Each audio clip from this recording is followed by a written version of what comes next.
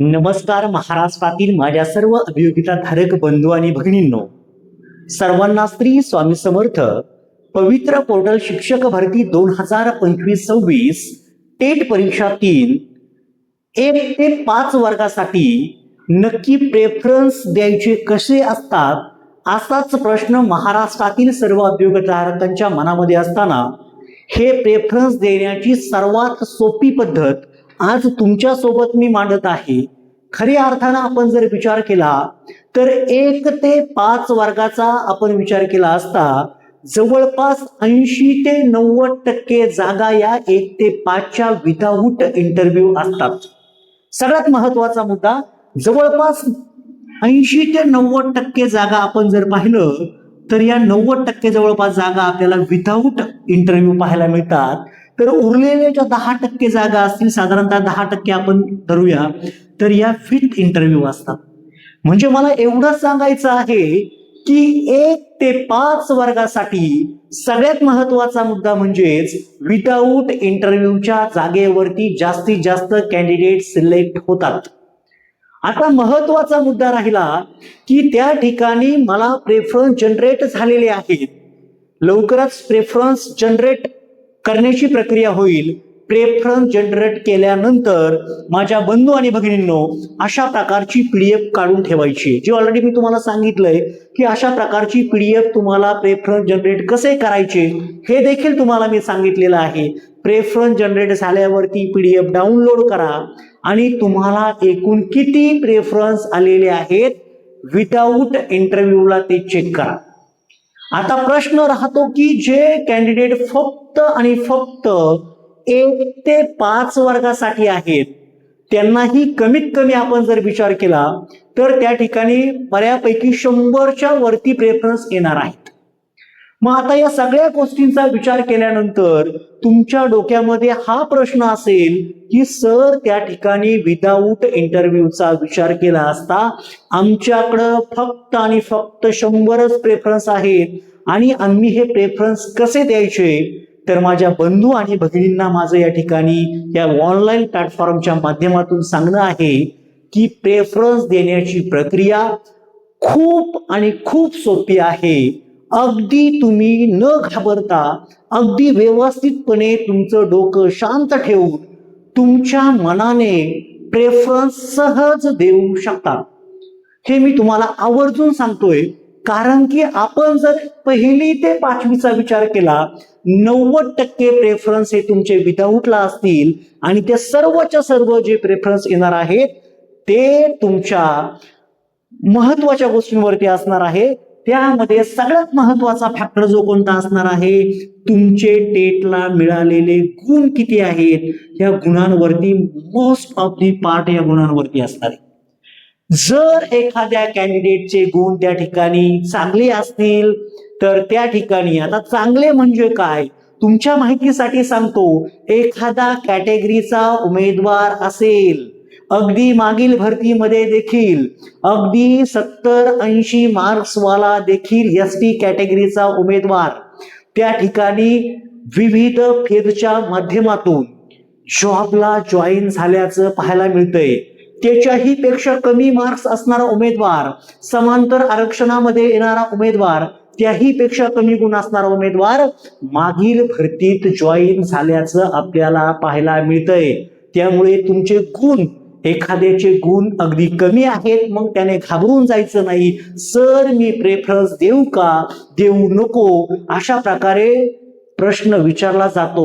माझं सर्वांना सांगणं आहे, ज्याला अगदी 10, 20, 30, 40, 50 असे गुण असतील त्या सर्वांनी प्रेफरन्स द्यायचेच आहेत. म्हणजे मला गुण कमी म्हणजे माझं सिलेक्शन होईल की नाही हे त्या ठिकाणी बऱ्याच जणांना खात्री नसते. पण इथे तुमच्या आरक्षणानुसार तुम्हाला काय मिळतंय हे तुम्हाला कोणीही सांगू शकत नाही.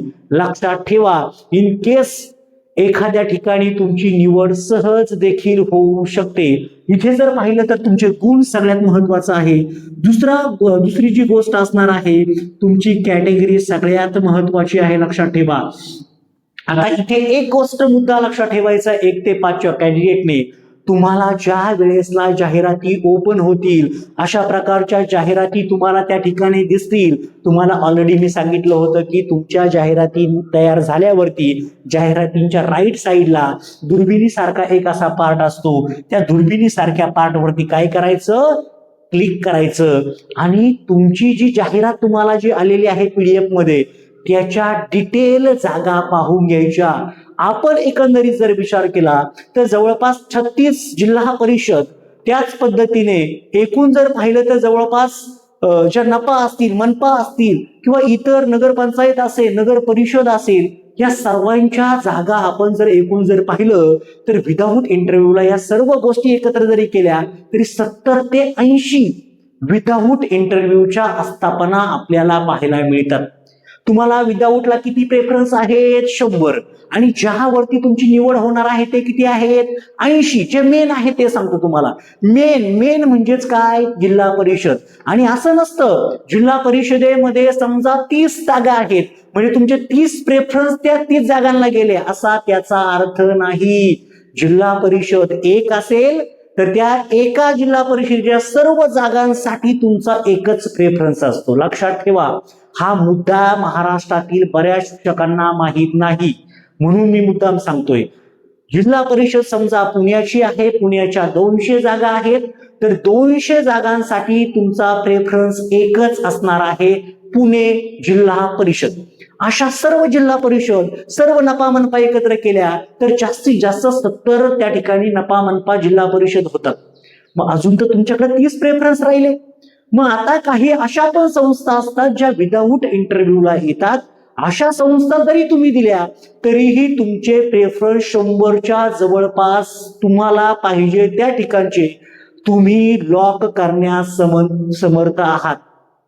म्हणजेच मला या माध्यमातून तुम्हाला हे सांगायचंय की तुम्हाला त्या ठिकाणी प्रेफरन्स देण्यास काहीच ट्रबल येणार नाही.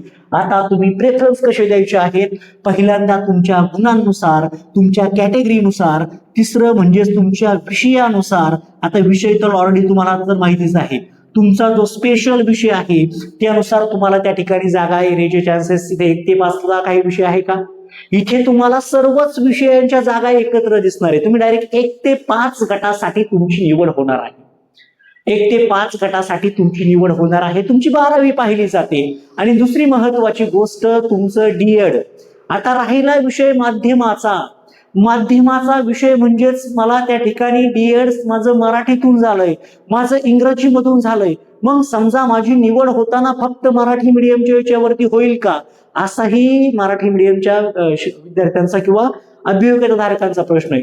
तर मराठी मीडियमचे कॅन्डिडेट हे मराठीच्या जागेवरती असतात ज्या ठिकाणी शासनाने ठरवून दिलेले जे शिक्षक आहेत आपण म्हणतो, तर त्या शिक्षकांसाठीची प्रत्येक शाळेवरती एका इंग्रजी माध्यम झालेल्या शिक्षकाची निवड करण्याचा GR आहे. तर त्यानुसार त्या शिक्षकांची जागा ठरली जाईल आणि त्या शिक्षकांना त्या ठिकाणी पात्र केलं जाईल आणि त्यांच्या जागेनुसार त्यांना त्या ठिकाणी भरलं जाणार आहे.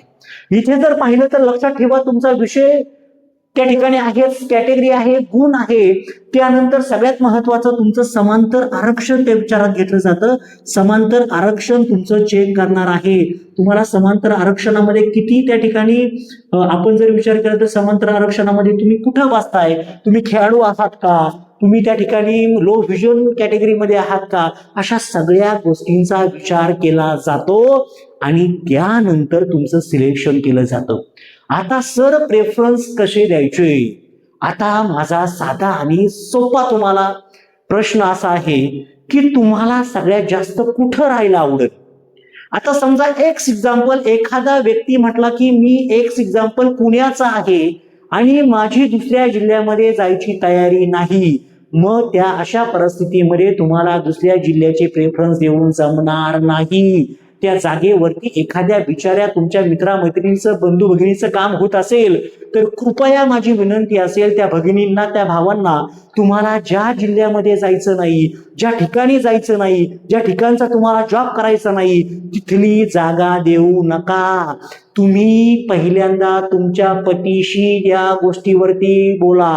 तुमच्या आई वडिलांशी या गोष्टीवरती बोला, तुमच्या बंधू भगिनींशी या गोष्टीवरती बोला की मी कुठे जॉब करण्यास योग्य मला आहे, माझी कौटुंबिक परिस्थिती काय आहे आणि मी कोणत्या ठिकाणी जॉब करण्यास पात्र आहे. ज्यांची संपूर्ण महाराष्ट्रात जॉब करण्याची तयारी आहे त्यांनी त्यानुसार क्रम आपल्या जवळपासून दिला तरीही चालेल. इथे मी तुम्हाला आधीच सांगतोय, इथे तुम्हाला एका स्त्रीच्या प्रेफरन्सचा काही धोका नाही. विदाऊट इंटरव्ह्यू मध्ये तुम्ही बिनधास अगदी तुमच्या घराच्या जवळ तुम्ही ज्या जिल्ह्यामध्ये राहताय तो जिल्हा आधी दिला तरी इथे काहीही इफेक्ट नाही. आणि दुसरी महत्वाची गोष्ट, समजा मी पुणे जिल्ह्यामध्ये आहे तर तुम्ही पहिल्यांदा ही जी PDF काढणार आहे ना, ह्या PDF मध्ये तुम्ही ठरवा. शक्यतो 99.99% महिला या स्व जिल्ह्याचा विचार करतात. राहिलेल्या उर्वरित ज्या महिला आहेत त्या इतर जिल्ह्यामध्ये जायच्या देखील तयारीमध्ये असतात. बंधू भगिनींनो, एक लक्षात ठेवा की तुम्हाला ज्या जिल्ह्यामध्ये जायचंय तिथलेच प्रेफरन्स द्या. तुम्हाला 36 जिल्ह्यांचे यदाकदाचित समजा जागा सर्वच आल्या तर 36 जिल्ह्यांचे प्रेफरन्स तयार होतील. पण एक लक्षात ठेवा, जर तुम्ही त्या ठिकाणी 36 जिल्ह्यांचे प्रेफरन्स दिले आणि तुम्हाला एक्स एक्झाम्पल चंद्रपूर सारखा जिल्हा मिळाला आणि तुम्ही पुण्याचे आहात, तुम्ही चंद्रपूरला जाणार आहात का हे तुमच्या मनाला आधी विचारा. तुमच्या मनाला आधी विचारा, कारण की तुम्ही जर विदाऊट इंटरव्ह्यूच्या प्रक्रियेमध्ये प्रेफरन्स दिले, तुम्ही सिलेक्ट झाले आणि जॉईन केलं नाही आणि त्यांनी नॉट जॉईनचा शेरा दिला तर तुम्ही इंटरव्ह्यूच्या फेज मधून देखील बाहेर जाऊ शकता. जर तुम्हाला जायचं नसेल तर प्रेफरन्स देऊ नका. हे वारंवार मी का सांगतोय, कारण की त्या ठिकाणी प्रेफरन्स दिलेत परंतु न गेलेले गैरहजर कॅन्डिडेटची संख्या मागील भरतीमध्ये खूप खूप मोठी आहे आणि यामुळेच जे भरतीमध्ये लागू शकत होते ते बिचारे भरतीतून बाहेर पडले. माझी विनंती तुम्हाला असेल, तुम्ही स्वतःच्या जिल्ह्यापासून जरी सुरुवात केली तरीही तुमच्या मेरिटनुसार तुम्ही कुठे बसताय यानुसारच तुम्हाला जिल्हा मिळणार आहे. हे माझं वाक्य आहे. आणि दुसरी गोष्ट, तुम्ही 6 ते 8 ला पात्र नाहीयेत, तुम्ही 9 ते 10 ला पात्र नाहीयेत, 11वी 12वी नाहीयेत, तुम्ही फक्त 1 ते 5 ला. मग तुम्ही 1 ते 5चाच विचार करायचा.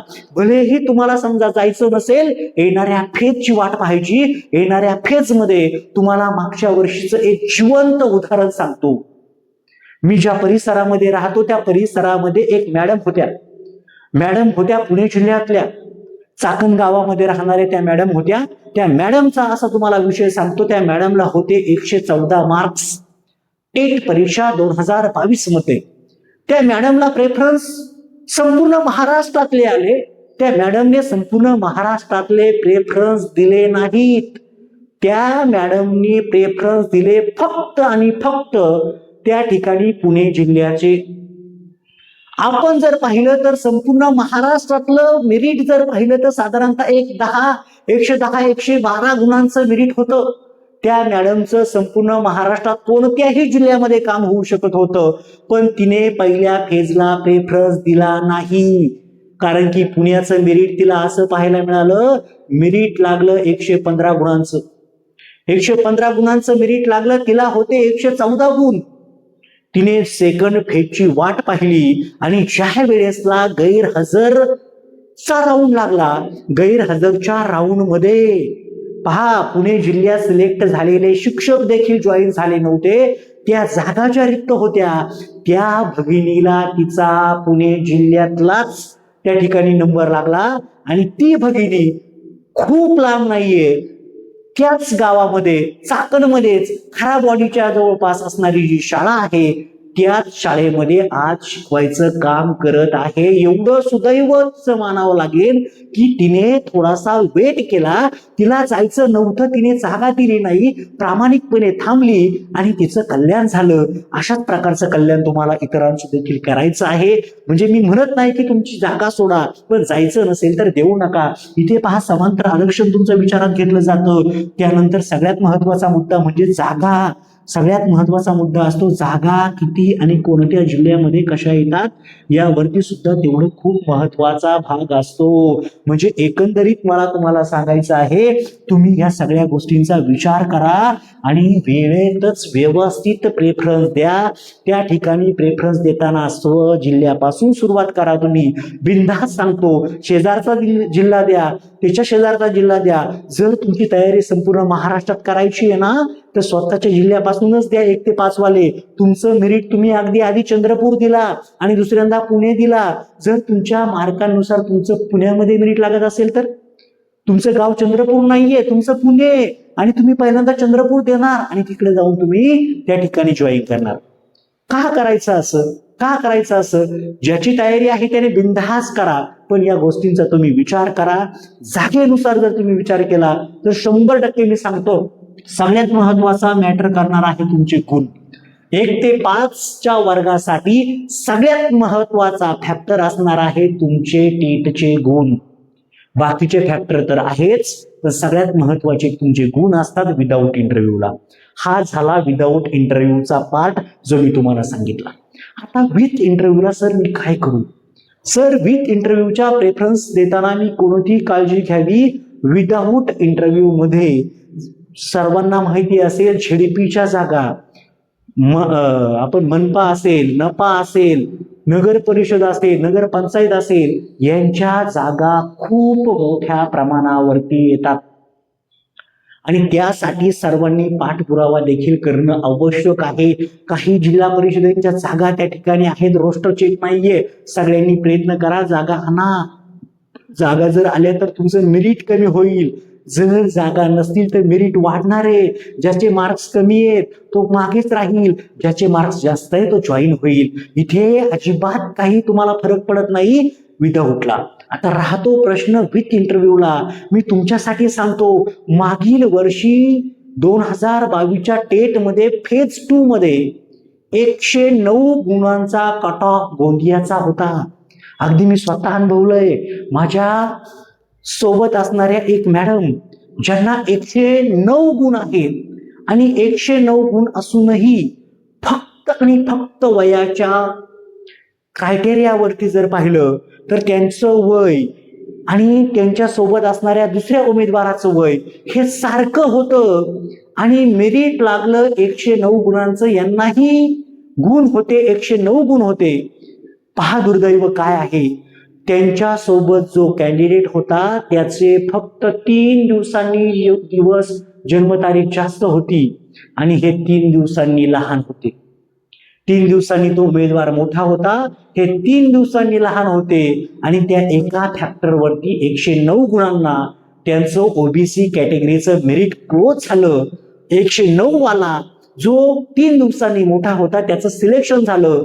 जो 109 ला होता पण त्याचं वय थोडंसं कमी होतं, 3 दिवस लहान होता, त्याचं सिलेक्शन झालं नाही. हा त्या व्यक्तीच्या लकचा देखील पाठ मानावा लागेल, कारण की मेरिट त्यांच्या मार्कांना क्लोज झालं पण सिलेक्शन होत नाही. अशा प्रकारची कंडिशन असते.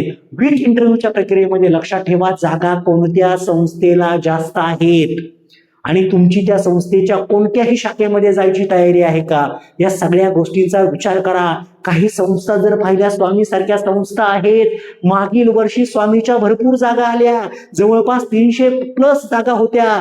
संपूर्ण महाराष्ट्रातील अभियोग्यताधारकांनी विदाऊट इंटरव्ह्यूला असल्यामुळे जागा दिल्या, पण जॉईन प्रत्यक्षात 80च उमेदवार जवळपास झाल्याचं पाहायला मिळालं. इतर जवळपास 200 ते 250 जागा रिक्त राहिल्या. त्या 250 जागांवरती आपले बिचारे अभियोग्यताधारक जॉईन झाले असते ना. जर तुम्हाला जॉईनच व्हायचं नव्हतं तर का तुम्ही असं केलं, का असं केलं? आणि हे आता कुणामुळे झालं असेल तर तुमच्या मोठ्या वर्गाला गेल्यामुळं खालच्या जागा रिक्त झाल्याचं आपल्याला पाहायला मिळालं. पण या भरतीमध्ये तसं होणार नाही. जास्त रिस्क देखील घेऊ नका. काही तुमच्यातले म्हणतील, आता मी सेकंड फेजची वाट पाहते, सेकंड फेजला जागा येतील, माझं काम त्याच्यामध्ये होईल. नाही ताई दादा, आता सेकंड फेजची जास्त वाट पाहू नका. सेकंड फेज होणार, 110% होणार, पण तो खूप मोठा होईल याची गॅरंटी कोणीच देऊ शकत नाही.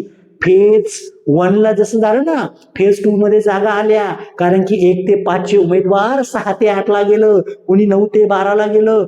त्यामुळे त्या जागा रिक्त झाल्या, म्हणून ती सेकंड फेज मोठी झाली. आता तसं नाहीये. आता एकदा तो त्या 1 ते 5 ला अडकला की त्याला वरच्या वर्गाला जाता येणार नाही, त्याला त्याच ठिकाणी जॉब करावा लागेल. म्हणून प्रेफरन्स देताना व्यवस्थितपणे विथ इंटरव्ह्यूचे त्या ठिकाणी तुम्हाला कुठं जायचंय, तुमच्यासाठी आवश्यक असणारा त्या ठिकाणी किंवा तुमच्या कुटुंबाला, वातावरणाला मॅच होणारा परिसर कोणता आहे, या सगळ्या गोष्टींची विचारपूर्वक तुम्हाला मांडणी करावं लागेल. आणि या सगळ्या गोष्टी एका कागदावरती तुमच्या पती, तुमच्या मित्र मैत्रिणी, तुमच्या आई वडिलांसोबत तुम्ही ह्या शेअर करा, त्यांच्याशी डिस्कस करा, तुमच्या जाहिराती पाहून घ्या आणि मग त्याचा एक असा मस्त सिक्वेन्स तुम्ही जसा मी तुम्हाला दाखवला. माझ्या इथे मी असे नंबर दिल्याचं तुम्हाला पाहायला मिळते. पहा, असे नंबर दिलेत मी. हे असे सगळे नंबर तुम्ही द्यायचा प्रयत्न करा. हे नंबर तुम्ही द्या, किती नंबरला कोणता प्रेफरन्स द्यायचा आहे आणि त्यानुसार तुमचे प्रेफरन्स बिनधास लॉक करा. स्वामी समर्थ कृपेने तुमचं सर्वांचं काम तुमच्या गुणवत्तेवरती, तुमच्या नशिबावरती 100% होईल अशी मी स्वामीचरणी प्रार्थना करतो आणि सर्वांना खूप खूप अशा शुभेच्छा देतो. व्हिडिओ आवडल्यास व्हिडिओला लाईक करा, नवीन असाल तर आपल्या चॅनेलला सबस्क्राईब करा. प्रेफरन्स आल्यावरती मी पुन्हा एकदा तुम्हाला सांगेन काय काळजी घ्यायची आहे, कसे प्रेफरन्स द्यायचे, कोणत्या पद्धतीने तुम्हाला तुमची जागा, तुमचा नंबर त्या ठिकाणी लावता येईल, यासाठी मी शेवटपर्यंत तुमच्यासोबत मोफत मार्गदर्शनाने कायम असणार आहे. तुमच्या कोणत्याही अडीअडचणी असूया, मी तुमच्या सोबत कायम असणार आहे, हा शब्द माझा असेल. तर सर्वांना खूप खूप अशा शुभेच्छा आहे. Thank you so much. All the best.